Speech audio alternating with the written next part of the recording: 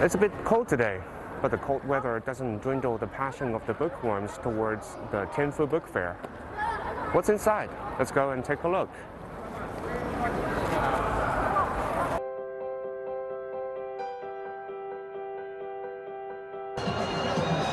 There are many little boys and girls here.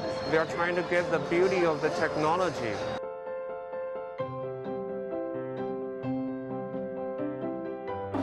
Gently put a paper on it and press it.